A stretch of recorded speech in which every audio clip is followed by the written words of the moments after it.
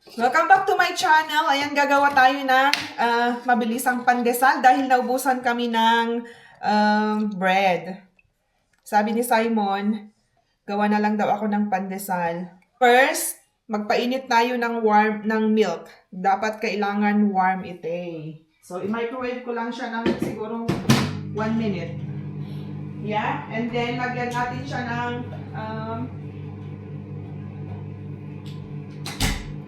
1 egg later. Bread flour ang gamit ko. Bread flour. Sugar. Yes, Z? You okay, anak ko? Oh, why don't we use oven? And, gamit tayo ng instant yeast. Oh, yeah. Zoe! Oh, sorry anak ko. Sorry. Oh, puti anak ko. Say hi guys to the camera. Hi guys.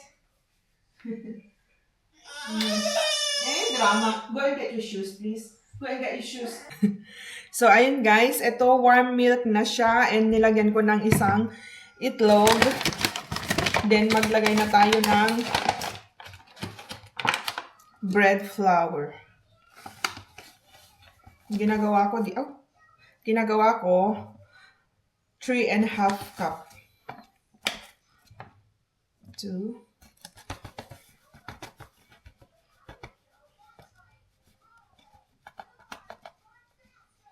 3.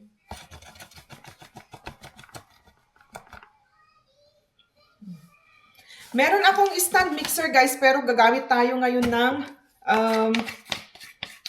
manual. Ima-manual mix ko siya. Tingnan natin. And lagyan ko siya ng 1/3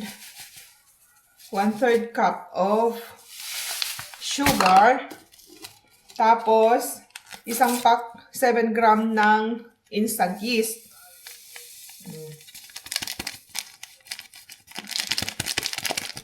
Ngayon. And then, maglagay tayo ng 3 tablespoon ng ube powder. Para may flavor yung pandesal natin. And then, what else? And then, mix. Ayan siya, guys. Mix lang natin na ganyan. Tsaka natin siya i-mix. Ay, susapo ni Zoran. Yes, anak ko.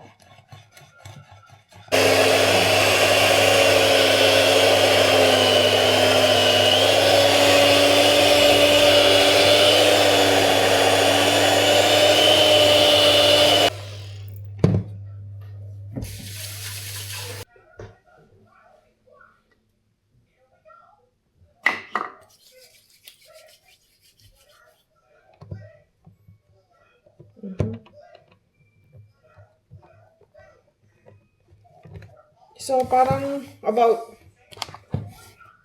10 minutes ata na pinaikot-ikot ko to. So, bilogin lang natin. Dapat mag-window pane test kayo kasi hindi naman ako talagang baker. Pero, minsan guys, pag ganito, nakuha kayo ng konti, tapos, ginaganyan nila, window pane test, sinasabi. 1 second. Dapat elastic. Dapat makinis at elastic. Total, pang sa amin, hindi siya napupunit. Para sa amin lang naman to ni Simon. So, okay na to. Okay na to, guys. Mas maganda ang niya pag yung sa stand mixer. So, lagyan lang natin siya ng konting oil and then i-proof natin siya ng 2 hours. Malamig dito sa UK, guys, ngayon. So, mahirap mag-proof. Tingnan natin after 2 hours. Pinainit ko lang konti yung oven namin ng minimum 50 degrees para warm siya. Kasi mahirap mag-proof, taglamig eh. Winter, tsaka, ayun na, nag-ice sa labas. Takpan natin ng cloth, and then i-proof natin siya ng 2 hours sa oven. Warm na yung oven ko. Ganyan lang.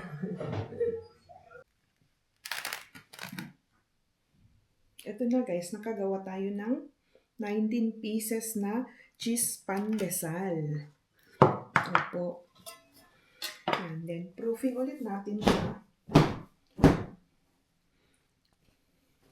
Proofing ulit natin siya ng another 2 hours guys. Lagay natin ulit sa oven. Kasi medyo mainit. Warm pa yung oven.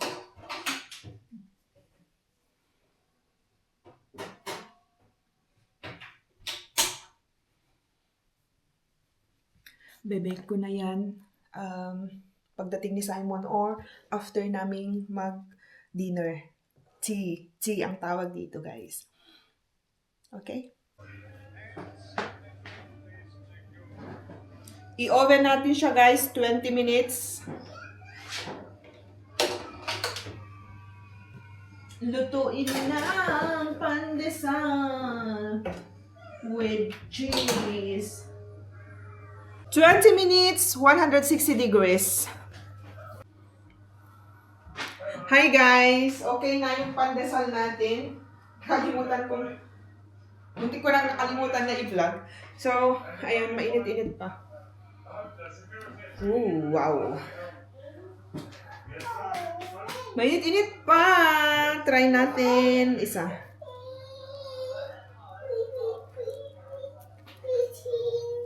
Zoran!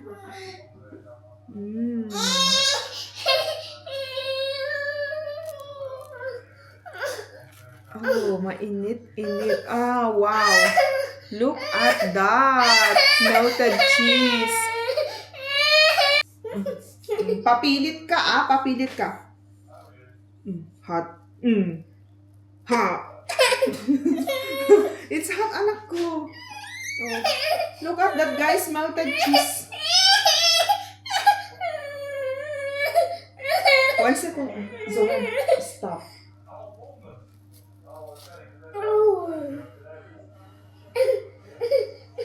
It's hot, anak ko. Blow, blow. Oh. It's going. Share it with daddy. What have you got there? What have you got? Mainit-init pa na pandesal. Can Daddy have a little bit? Can Daddy try? Mainit. Can Daddy try? No? No! Oh, you're not sharing. Ayaw niyang i-share? Took it away from me. So that, is it too good? Crispy yung taas niya, guys.